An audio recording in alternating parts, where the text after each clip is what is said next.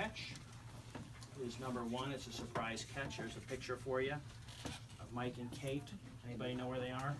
The White House. Yeah, the White House, okay. A surprise catch. Who wants to meet the President of the United States? The Secret Service agent asked. Mike Walsh and his cousin Kate Hopkins raised their hands and jumped up and down. They were standing outside the gates to the White House in Washington, D.C., waiting for a tour.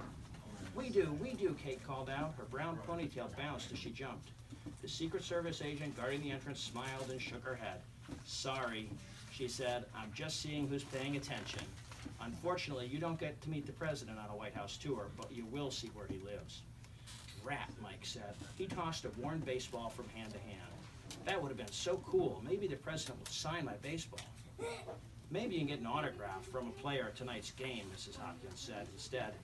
Mike and Kate had come to Washington, D.C. from their home in Cooperstown, New York, the day before with Kate's mother, Mrs. Hopkins.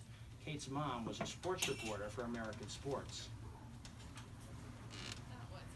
They were going to the baseball game that night, but they were starting their day with a tour of the White House.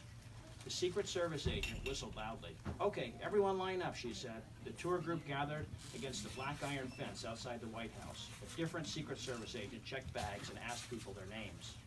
I'll skip ahead a little bit. A few minutes later, Mike and Kate and Mrs. Hopkins and the rest of the tour group were standing inside the White House.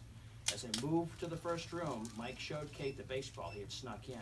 Keep an eye out for the President, he whispered. If I spot him, I'm going to ask him to sign my ball. Mike brushed him off. Kate brushed him off. You haven't got a chance, she said.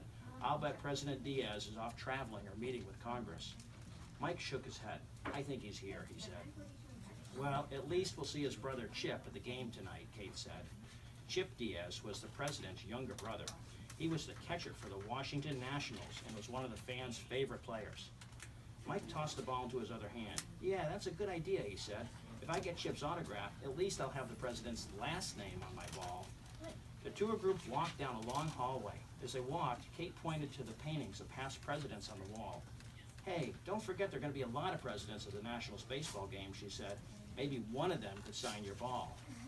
Mike's eyes opened wide. Good idea, he said. I forgot about the racing presidents.